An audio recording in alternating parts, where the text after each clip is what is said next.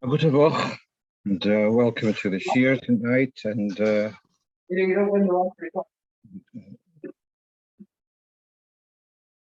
you see on the front slide, we're asking for a first shlema for Levi ben Chasser. Rabbi Levi Parish was rushed into hospital on Friday. We haven't heard any confirmation of. Meanwhile, we're waiting for Yeshua. As I know, for Shlema, we should have good news. Let's go on to our questions. Okay, so someone asked me towards the end of the week, one of our listeners, what is the significance of ear, lobe, thumb, and toe as far as the dedication of the investiture of the Kohen, of Aharon and his sons when they were being made into Kohanim? This we read about it this week. I think it's from Revi or from Mishi. So what you have in front of you is from the Sefer Torah Shlema. It's a kind of encyclopedia al Torah by Rabbi Menachem Kasher, and he brings from various sources. He has in his main text he has like a medrashim from all over, and then he has in the footnotes from latest forum. So the first quote he has is Me'ein Zeh B'Sifsei Kohen. That's the Shach al HaTorah, which was a Talmud of the Arizal. I've forgotten his name, and he writes, why was the blood put on the earlobe and on the thumbs? So he says three things here. When it came, all related to the Egel HaZohov, to the golden calf. The Erev Rav, they had crowded on Aharon, and they'd asked him to make for them an image, a mascot of something to lead them, and he listened to them. And it says in the Gemara that the ear is overall is rigid, but the bottom of the ear is soft. And the reason for that is if there's something which you shouldn't be listening to, you should be able to bend it in and not listen. But Aharon, he listened to them and he didn't bend his lobe of his ear to block his hearing. Therefore, he needed to have an atonement. That was why the blood was placed on his ear. Then the thumb is because when the people brought their contributions for the Egel, so he accepted them. Now, when someone hands you something, you hold it between your thumb and your other fingers. So the thumb is crucial in accepting things. And so therefore the thumb needed a tikkun. And thirdly, when it comes to the toes, they told him, Kum aseh elonu Elohim, arise and make for us a God. So when you rise from a sitting position, so your toes are crucial for that standing up, apparently. Baruch Hashem, we never have to experience not doing it so. And so those three organs, the earlobe, the thumb, and the large toe, were involved in the Egel, and therefore they needed to have a tikkun. He doesn't explain why the right one, not the left one, but that's his explanation. Lower down, he brings from a sefer called Untitled Chapter, as you can see. I'm not familiar with that sefer. And he says that the Mishkan corresponds to three worlds. You've got the world of angels, the world of the Malochim. We've got the world of the planets, and we've got the world as we are, the world which we're familiar with, which he doesn't mention here. I just want to bring your attention to in Psuke de Zimra, in Halocho, etc. We are focusing on the wonders of nature, of the world around us. After Yishtabach Yotzer Oyer, we are acknowledging the planets, the sun and the moon and the stars, and then we switch over from Tizborech Vashamayim Va'oretz. Then we say Tizborech Malkem. Then we say the second Tizborech, and that's referring to the world of the Malochim, and we say Kodesh and Baruch. So we've got the three worlds. We've got the familiar world where we are, the world as in of the planets, and then we've got the world of the Malochim. In the Mishkan, with these would be the three areas. We've got the Kodesh HaKadoshim, that would be the inner sanctuary, that would be the world of correspond to the world of the angels. Then we have the outer area of the sanctuary, where the menorah, the shulchan, that corresponds to the world of the planets. And then we have the chotzer, the outer chotzer, the outer yard, and that corresponds to the world as our familiar world. In the human body, the head corresponds to the world of Malachim, the heart corresponds to the world of planets, and for the lower down, from the waist downwards, corresponds to the lower world, which we are familiar with.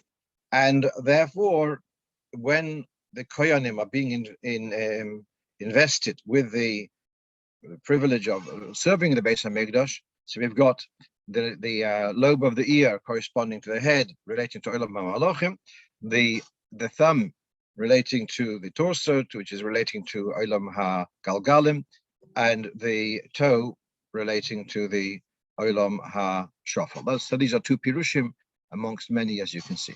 Let's move on. One of our regular listeners sent this to me. It was Friday a week ago. It was very close to Shabbos, and so I didn't give him an answer, but I did ask him to send a picture. So the story is the following. This is you can see the front door to the house. The front yard does not have a wall separating it from the street. As a result, he does not carry in his front yard on Shabbos.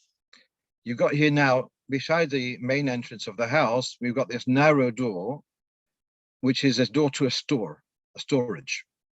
And then we've got the up and over door of the garage. His question is the following. If the two doors of the garage and the store are open, and let's say there's some stuff which has to be taken from one to the other, furniture, supplies, whatever it may be. Now, we understand that to walk from one to the other carrying stuff is not allowed because it is a caramelist. You're not allowed to carry there. Could they pass from one to the other over the airspace of the caramelist? That's the question. So I was a little bit, I didn't have the answer right away. I spent some time on Sunday looking into it. So now let's go to the Shulchan Aruch. And we're going to have two places in Shulchan Aruch. This is in what is broadly called Hilchas Eruvin. It's the first few simonim, Siman Shir Mem Ches first, and then Siman Shir Mem Zayin. So the Shir Mem Ches, anyone who's learned Gemara Shabbos knows this halacha, that if someone stands in Rosh Hashanah and he stretches out his hand holding food, let's say, over the Rosh Hashanah within the 10 tefachim off the ground, or even in a caramelist, we'll come to that in a moment, also lahachzira is not allowed to bring his hand back, even derech hamayla masar. To just for those who are not so familiar, just to clarify that the halacha defines Rosh Hashanah only up till 10 tefachim. Above 10 tefachim is not called Rosh Hashanah. If you have something in your shirt pocket and you walk through the street, why is that a problem of carrying? So the answer is because your body is attached to your feet and your feet is attached to the floor, whatever it may be. But the strictly speaking, the Rosh Hashanah is only within the lowest 10 tefachim off the ground. So now, this fellow, he had, what's the act? Everyone knows the Mishnah, the Oni, the Balabais. He stretches out his hand over the fence from his front yard over into the street. If he put it down, that would be a full malacha of carrying out from the house. So the Chachomim imposed a penalty that if you stretch out your hand with food, something in your hand, and you violate it halfway, you just cross the border with something in your hand, then you're going to have to stay put until the end of Shabbos. You can't retract your hand. Goes further, not only you're not allowed to retract your hand directly, even to go with your hand higher up, above 10 tefachim, and to retract. So above 10 tefachim is mokim ptur. Even then, you don't have permission to retract. That's the penalty. You violated. You stuck out your hand with something into Rosh Hashanah within 10 tefachim, so you kind of were very close to doing a melacha deraisa. So then there's a penalty that you have to stay put. Then, but in the brackets, there's an addition here that now it's not only in Rosh Hashanah, but even in the Carmelists. So now, looking to our story with this, the Carmelists, my front yard is a Carmelist. Am I allowed to stick my hand out with something in my hand within 10 tefachim? And the answer is I'm not allowed to. And if I did, I'd be penalized and have to stay till the end of Shabbos. What about lemala me'asara tefachim? What happens if one stretches his hand out above 10 tefachim? So this is not addressed clearly in the Shulchan Aruch. In the Mishnah Brura, he does bring that Tosfos is more lenient, that Rashba is stricter. But we're dealing with whether there's a penalty, whether they have to stay put.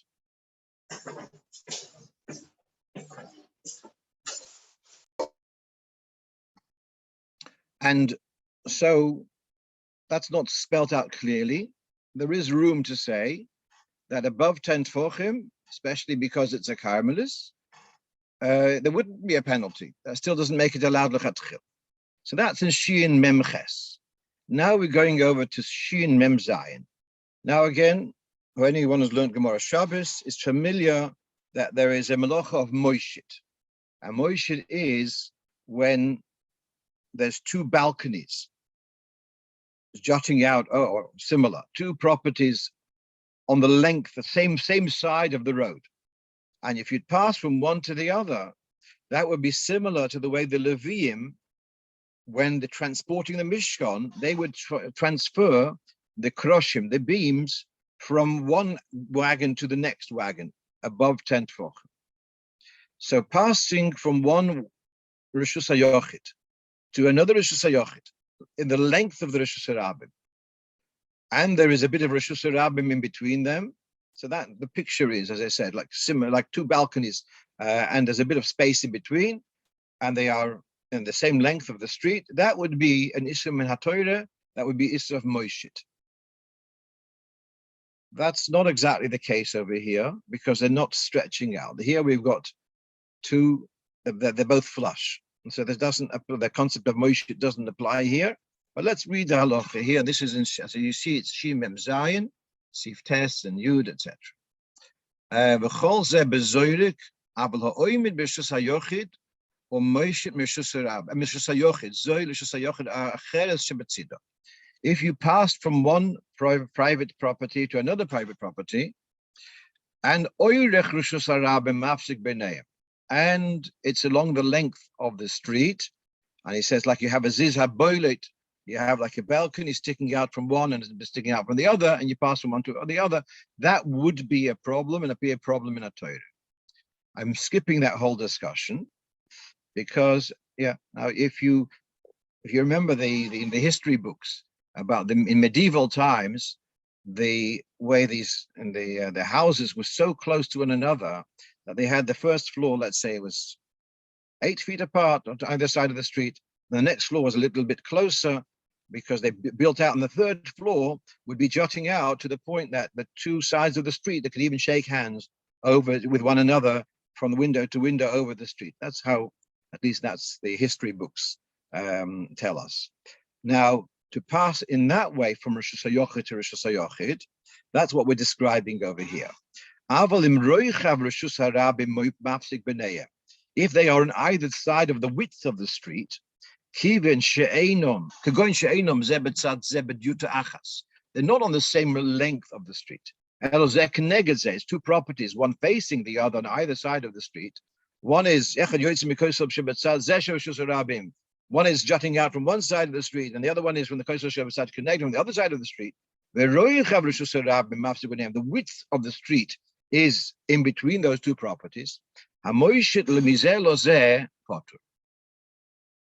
Passing across from one side of the street to the other, from Rishus HaYochid to Rishus HaYochid over the width of the street, that would be potter because there wasn't such an act in the Mishkan. It goes further, even lechatchila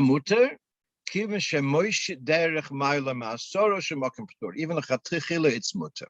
Okay, so it's not, our case is not mamash identical, because it's not that the Rishus Harabim is mafsik b'neihem, but it doesn't fall into the category of Moshe because there's no Rishus Harabim between one door and the other. Yeah, so let's go back to the picture. Yeah. There's no Rishus Harabim in between these two properties. Therefore, the subject of the issue of Moshe doesn't apply. And what we've just seen, passing from one to the other would be allowed. He says it's mutter.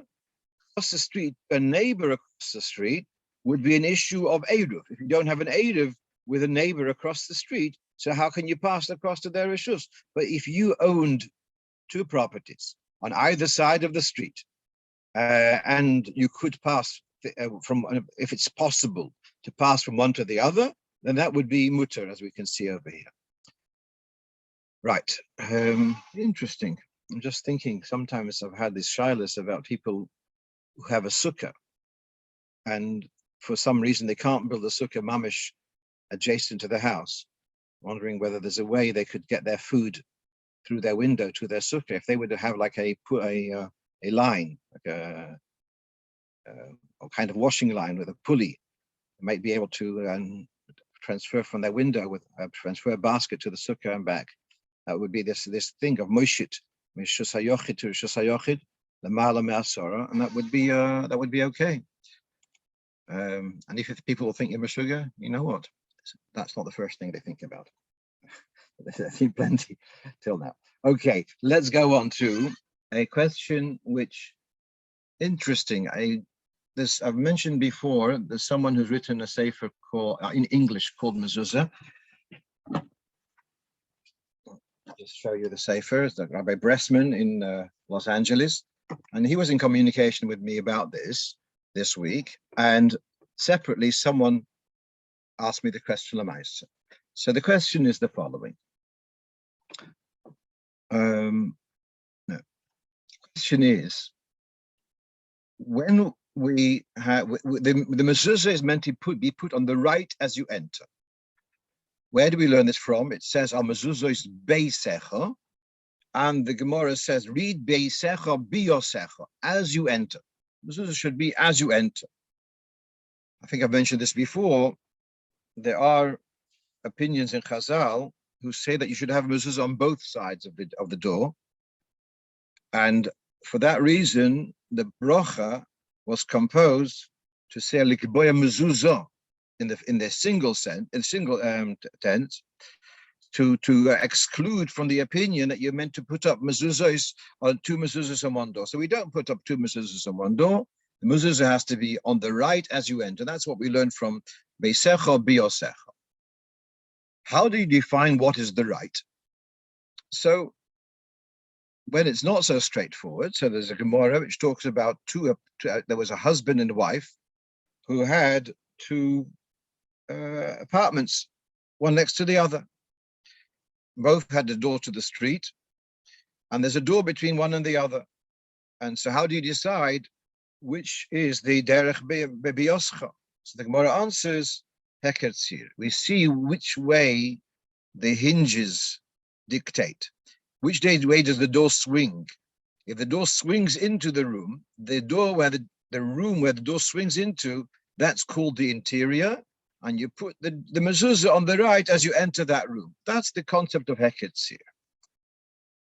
Now, this is one way of deciding which is the right.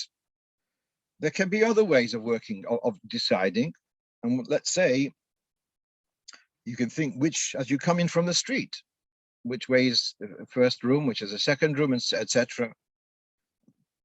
Like, there are other ways of which is the more important room, etc.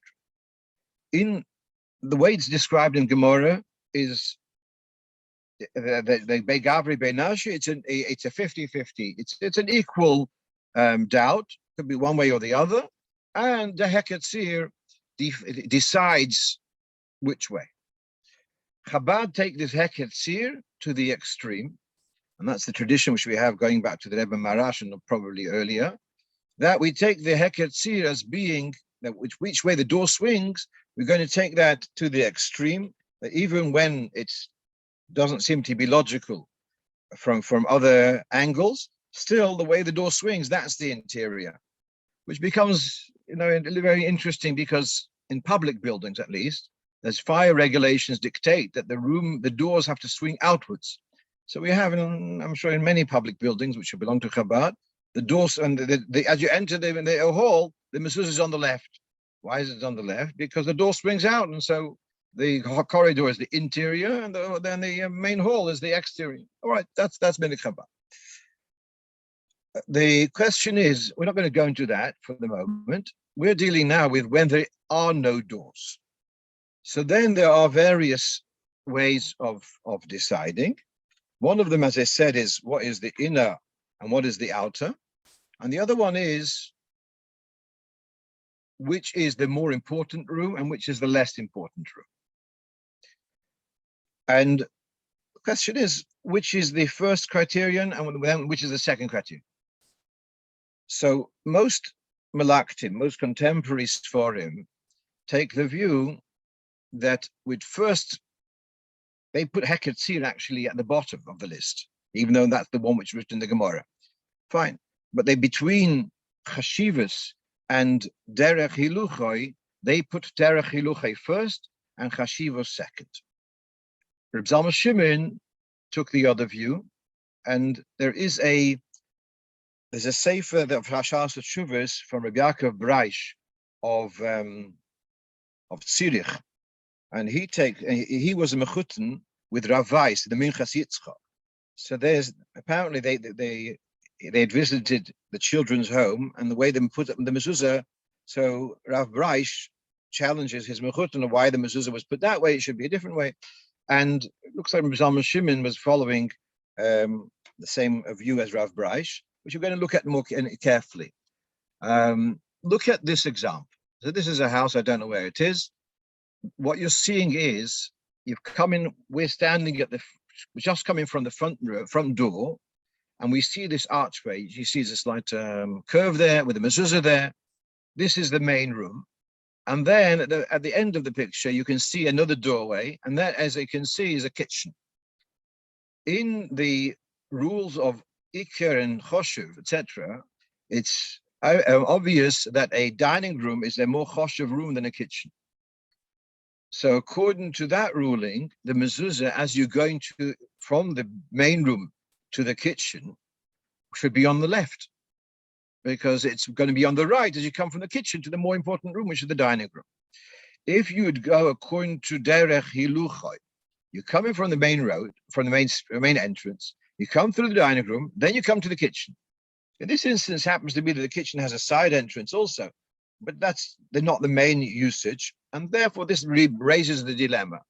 Does the mezuzah from kitchen to dining room go on the right as you come to the dining room, or the right as you're walking towards the kitchen?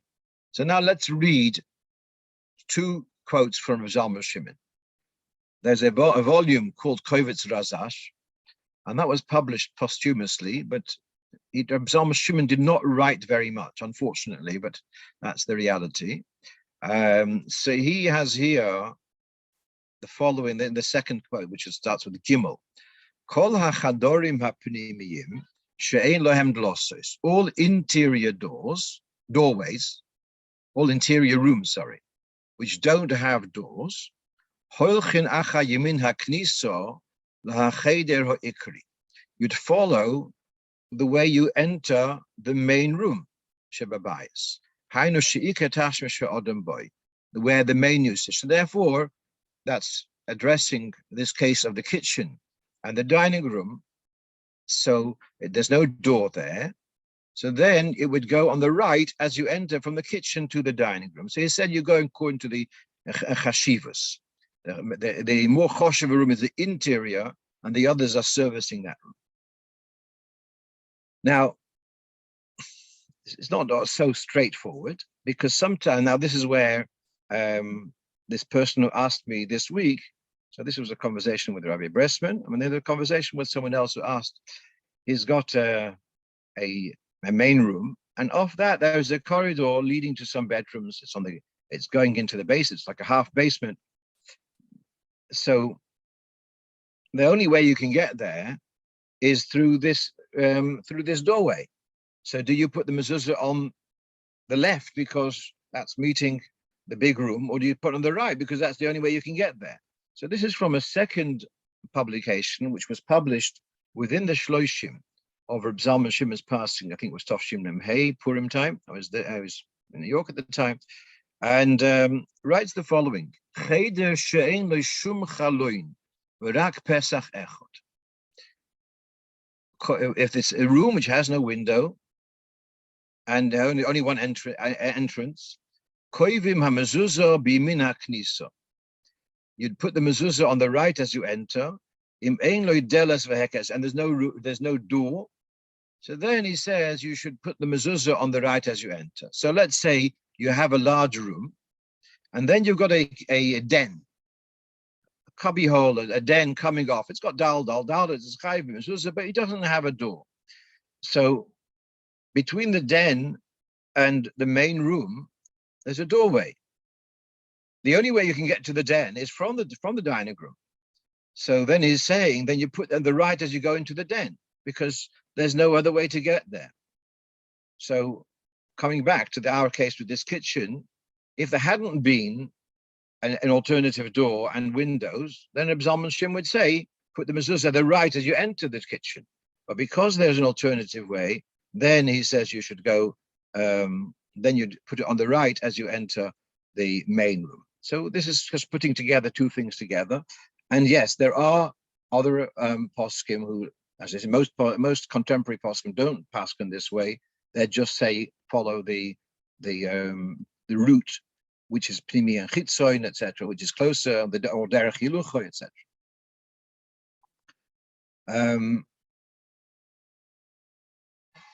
You know what? Let's move on. It's a complicated parsha, and but this is part of the putting up mezuzahs correctly is also knowing where they belong.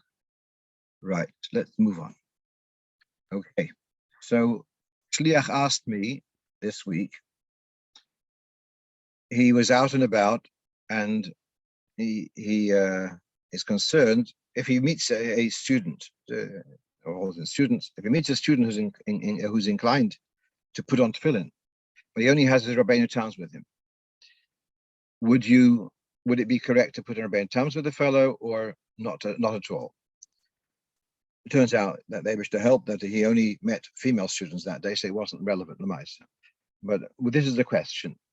Now, when the Rebbe spoke about Rabbeinu Tams, when he opened it up for everyone, that's in Purim Tafshin Lamed Vav, and this is published here in Shulchan Menachem, he did say that it would be contingent upon the person having their own tefillin of Rabbeinu Tam, so that they should be able to keep up the practice of putting Rabbeinu Tam and not miss a day. So once you've started putting Rabbeinu Tams, then you don't miss a day. Is there anything intrinsically wrong if someone says, I just want to put it on the one-off? So I looked around, I couldn't find anything. So my impression is this is like any other dover toiv, any other hanhoga toiv, that once you've started and you have intention to do so indefinitely, it becomes like a neder, and therefore you mustn't miss a day. So yeah, once you start, but to say that that there's something in itself and an objection to putting on Rabbeinu Tams as a one-off, I couldn't find that. Perhaps by next week someone will tell me they have a source against what I'm saying. But meanwhile, I didn't feel there's any harm if he only has Rabbeinu Tams and this person's ready to put on tefillin. I don't see any harm in doing so. No bracha, because in Siman Lamed Dalet, the halacha remains that that basically like Rashi, that the sequence of the parshas has to be the way they are in Rashi's tefillin, and therefore we would not be able to make a brocha on Rabbeinu Tam's tefillin. Okay, let's move on. Okay, so someone asked me this week about the particular product, whether a particular cheese whether it's reliable hechsher, etc. So let me just first say the following. There is a din of Challoh Yisrael. There's a din of Challoh Yisrael, Challoh Akum, and then there's a din of Gevinas Akum. Mishnah of Zorah, that there's a separate issur of cheese made by Goyim, and the reason for that is that cheese is made with rennet, and a rennet is taken from an animal's stomach, and when the Goy would make cheese, he would use the stomach of a non-kosher animal, and that would be a catalyst, perhaps more than a catalyst. It would be a dover hamayimid. It would make the cheese, and since it's made from a treifa animal, therefore the cheese is forbidden. Are you going to ask, how do the Yidden make cheese from a rennet from a kosher animal? But it's a basa b'cholov. So the answer is that the rennet is tasteless. So therefore, as far as basa b'cholov is concerned, that is dependent on taste. And since the rennet is tasteless, therefore cheese made with rennet from a shechted, a kosher animal, that's allowed. But rennet from a non-kosher animal, which was killed, the nevela, so then that would make the cheese us. That's just to understand that Gvinas Akum is a separate story to Challoh Akum, perhaps not such common knowledge. You'll take a look in the Besdin's, London Besdin's really kosher food guide. They have a short paragraph about this to say that there's a difference between Challoh Akum and Gvinas Akum. Now, we are, certainly my age, are familiar with this hechsher on the top right, Bashkochas Rabbonos Haroshis de Le Nederland. This is also kosher Pesach. The Dutch hechsher, we remember we had the butter already, there this what they called shoshana or silver, whatever it was. The Dutch butter. That Dutch butter was always known to be not Challoh Yisrael, and we used it at home. We used to use it, and because the Shulchan Aruch says that as far as butter is concerned, ein moichin b'yad hamekilim, you wouldn't be moichin for those who, and we couldn't. When I was a kid, we did not have Challoh Yisrael butter available in London, and so in the house we used it. My father, Al Shalom, personally did not use it.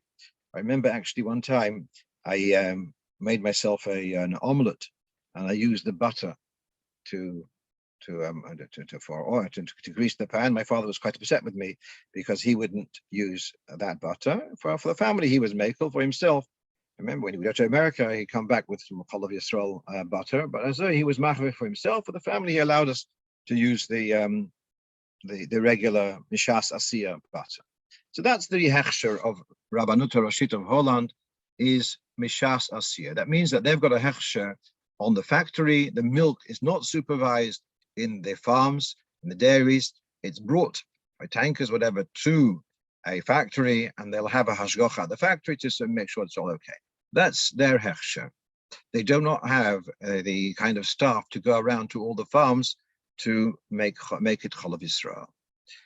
Then we have here a second hechsher, and my information is that this is using video cameras, and that is that they have video cameras installed in various dairies, and so relying on the video camera to say that this is called Challoh Yisrael. Okay, I'm not saying it's not allowed. I'm not saying it is allowed. I want to just show you here this is a recent sefer, Psochim Utshuvas, and it's only published a few years ago, but he addresses here whether a video camera would be sufficient to make something called Challoh Yisrael. Now, we have to understand that even in Eretz Yisrael itself, they also have an issue of, if there's a non-frum farmer, so they would want to have a shomer to be shomer the milk. But of course, there I can understand more room for leniency, because after all, the farmer is Yid in any case. So there's more room for leniency. the point is that most hechsherim do not allow the use of video cameras to call it Challoh Yisrael. Then there is an argument towards the bottom left of the text that if the milking is not done with a human hand, if the animals enter the milking parlor and the machinery kind of connect itself to the udders and milks, so then it's perhaps more reason to be makel. I find that difficult to accept. The lashon is cholov shecholvoi nochri ve'ein yisrael ro'ehu. To say that because it's milked by a robot rather than by a goy, therefore there's more room to be lenient. I find that a difficult thing. I don't think Chazal ever meant to say that it's the hands of the goy on the udder which makes the milk any worse than before. It's just the absence of a Yisrael Royehu, I think, is the ikar. At any rate, I was gratified to look, and when looking carefully, it does not say that this is Lamahadrin. It says it's Challoh Yisrael. It does say so. But it's not. It would not be a product which would qualify as Mahadrin. I was discussing with some boys last night. I asked them, how much do you spend on the lock for a door? So I said £5. And what happens if it was a jewelry shop? So I said £500. So I said, yeah, that's the point. The more dear to you the contents are, the more you're going to spend on protection. And that's what Hidur Mitzvah is, one way of looking at it. Simplistic way, Hidur Mitzvah is that because the mitzvah is more precious to you, you go a little bit further and you're more careful. So just to summarize, and this perhaps be opening a whole Pandora's box, but there are hechsherim out there which will say Challoh Yisrael, but they are not Mahadrin, and so I'll leave the choice for you. Okay. Now, one of our listeners teaches Halocho, and he asked me the question: what bracha do you make on lasagna?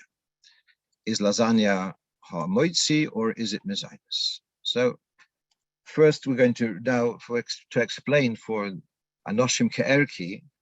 A lasagna is made with sheets of pasta, which apparently are cooked first, and then you put them a layer, and then you put a bit of cheese and vegetables after. Then you put another layer of pasta and nochamol, zelbemaise, and then another sheet of pasta. It's one and the other, and then you put it in the oven, and becomes a Michael Alalis al Shulchan Malachim. Beautiful. So the shaila is pasta. Pasta itself is mezonos. You can have a mountain of pasta, and it's still mezonos. We know that if you have a lot of mezonos bread, it becomes a motzi. 4 slices is called a lot. Yeah, but if you have a large amount of pasta, it's not bread. It becomes hamotzi lechem and oretz. Question is something which was first cooked and then baked. Is it hamotzi or mezonos? So let's read from the Alter Rebbe in Seder B'Chasanenin, talking about this whole mezonos, etc. B'chol ze betigun, which means frying. If a dough was cooked in a pot, no, it's not called bread, and therefore the broch is a mezonos. Even if it's big pieces, and it talks about kneidlach and kreplach. Second paragraph. If you took the pasta and you baked it in an oven, or in a pan, without added liquid, it's just like a dry pan, or perhaps a little bit of grease, or whatever. If you take something which was first cooked and now you baked it, it becomes hamoitzi. It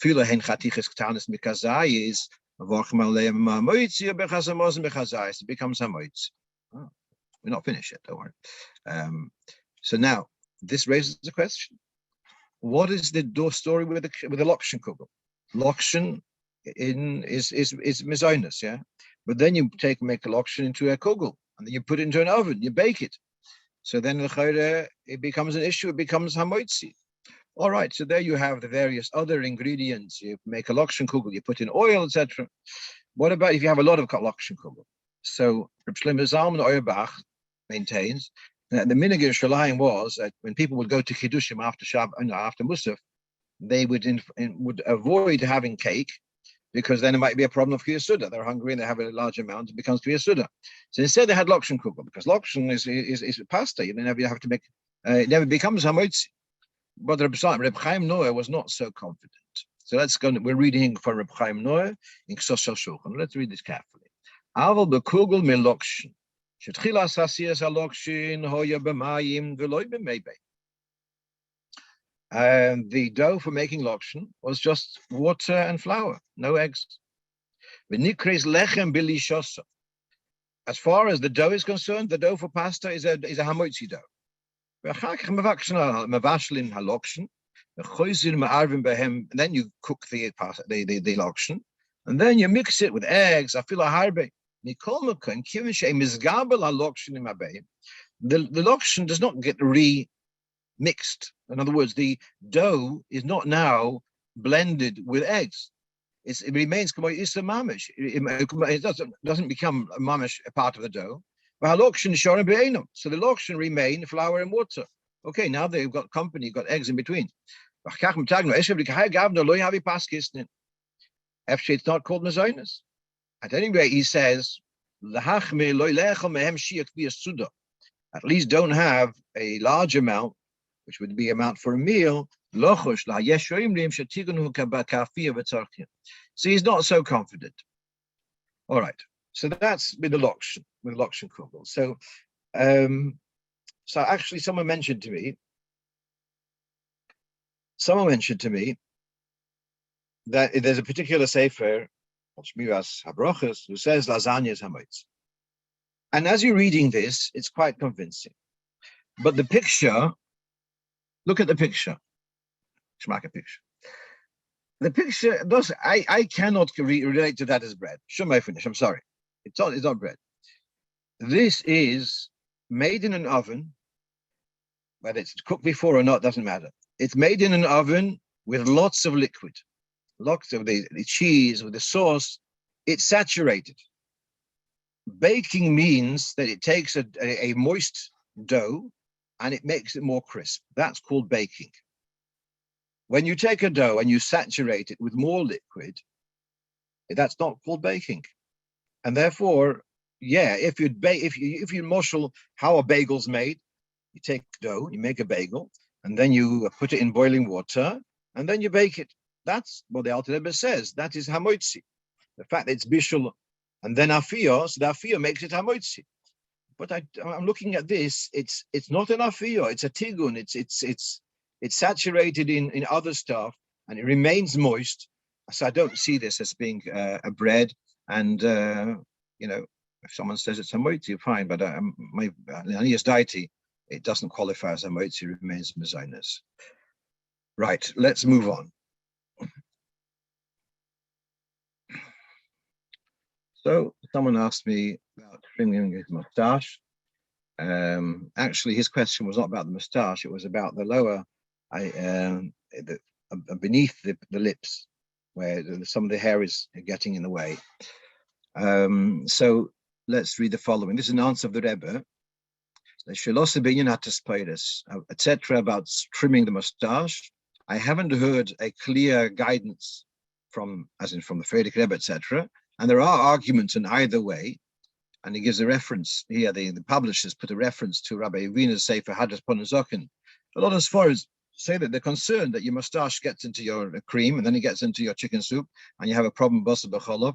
And so he said the Rebbe is not giving him a definitive answer. He says you should check what is minhag anash bozeh and what is from Elter Chassidim and Maisirav. So the Rebbe doesn't give a clear answer. I do remember Moshe Katznelberger once came into the shul and his mustache had been trimmed quite close. And the Mendel Futterfass ranked him out. He says, even if you do trim, but don't do it so in such a boiled way. Make it in a not so obvious way. So that's that story. But then he asked about the lower part. I said that for that I don't have a heter. I couldn't find any heter of, at least from Chabad, of trimming the hair beneath. I said, if you're nervous, you can, if you bite it a little bit. I want to just tell you a story. My Elter Zayda, his name was Reb Chaim Ben Zion Raskin, and he was first he used to go to Kopust, and then he went over to Rebbe Rashab. He became a very devoted chassid to Rebbe Rashab, and he had two brothers. One was called Moshe, and one was called Mendel. Mendel later lived in Kovna, and Moshe lived somewhere in Russia. And Moshe, in his later, at some stage, quite a young man, he had a stroke. He was paralyzed, and the Zayda Chaim Ben Zion took care of his family. He had a daughter called Masha, and Masha was the wife of the late Reb Nissen, so a cousin of my Zayda. So one time, the Zayda Chaim Ben Zion is standing with his two brothers who were less familiar with the Rebbe. He was the more familiar one. He brought them to the Rebbe in Lubavitch, I guess. And he noticed that the Rebbe is avoiding making eye contact with his brother Moshe, and is wondering what the Rebbe has against his brother. Then Moshe had a nervous twitch, and whenever he was learning, he would be plucking at his beard, and we'd be biting his beard. So it looked like he had a trimmed beard. So the Zayda Chaim Ben Zion went through his mind, after the Rebbe thinks that he trims his beard. So he stopped the conversation at some stage, and he says, Rebbe, my brother Moshe, he's got a nervous twitch, and Pshas, he often plucks the beard. After the Rebbe has some advice for him.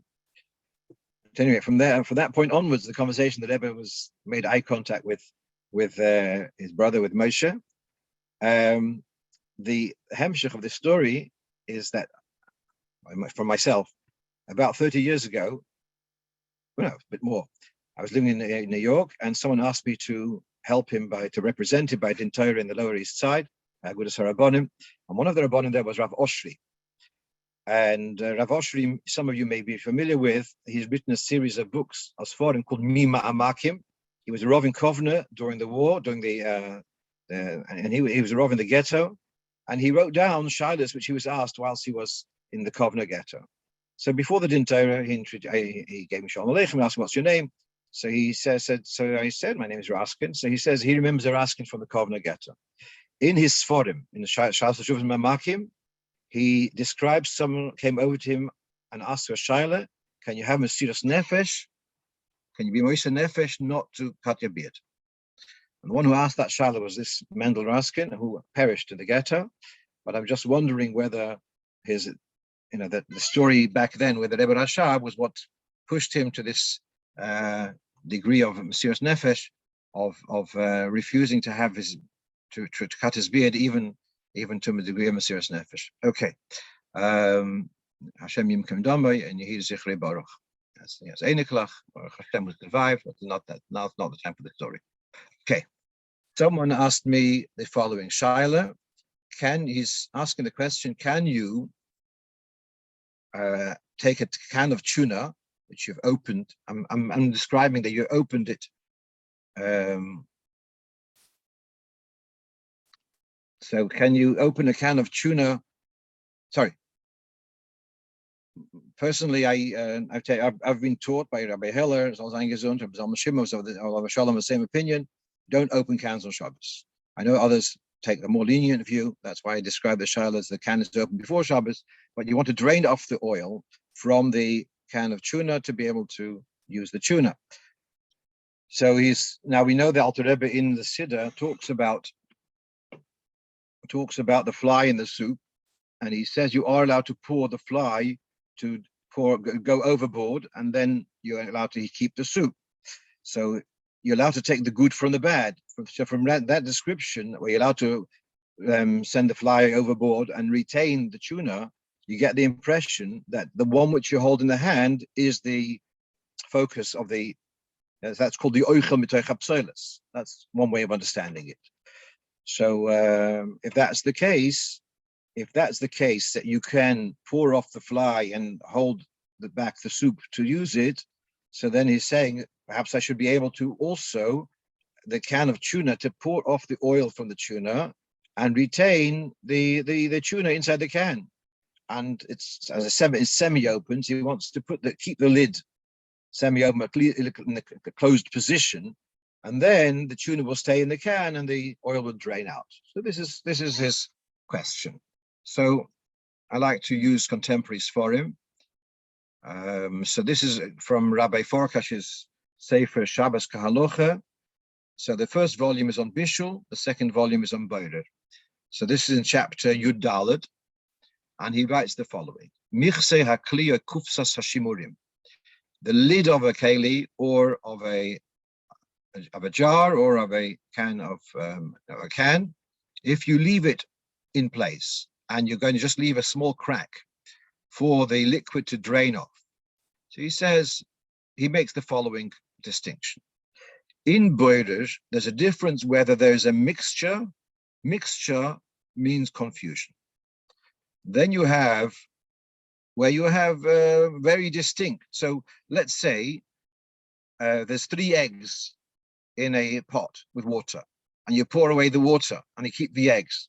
The eggs are not mixed in the water. They happen. And the similar idea, to take out, let's say, a large chunk of meat from the cholent on Friday night, and you want to put it in the fridge for tomorrow.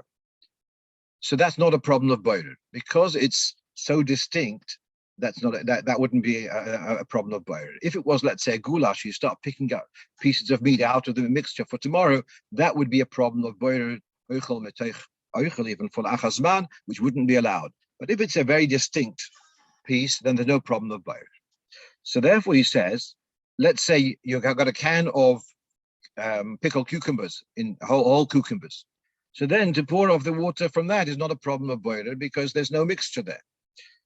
By contrast, with the flakes of tuna, he sees that the oil is mixed in, so draining off would be a problem of boirer. And because you're using the lid, never mind, even though you're saying you're taking the good from the bad, but because you're using the implement, you're using a keliam, which is assisting you in this separation, you're using the lid to hold it back, then he sees that is a problem of boirer.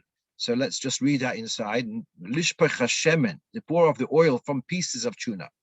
That is limited to the problem, to the issue of boirer, because the oil is mixed in well with the chunks, and therefore that would be an issue.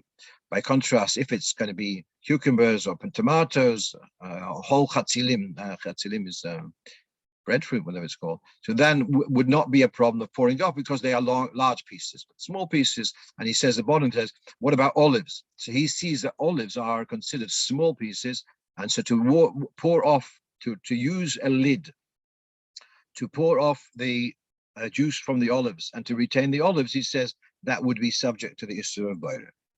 Okay, just got a couple of minutes left. We don't have too many things on our list left. Before going on to the next point, I want to share with you also, someone called me this week, and they had managed to get a bargain, a whole box of peppers for a very cheap price.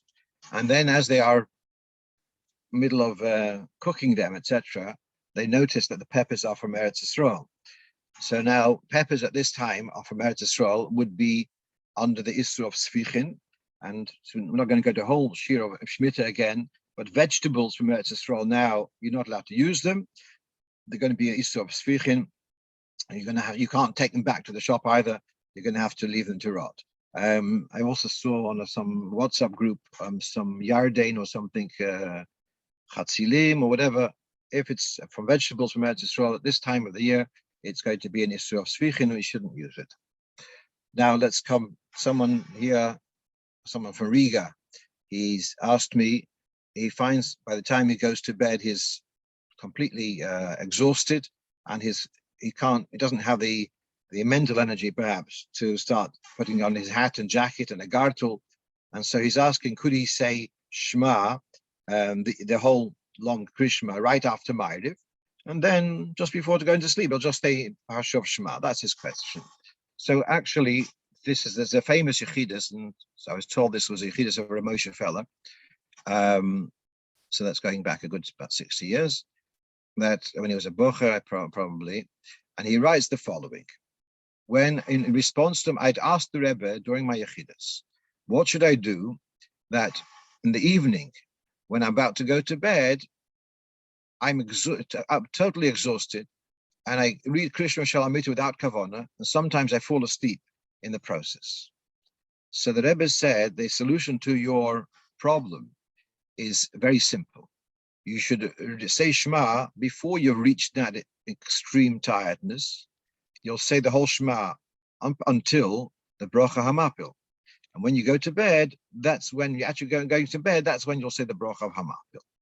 Now, I asked this fellow from Riga, I asked him, are you is this before supper or after supper? Well, he says it depends on winter or summer.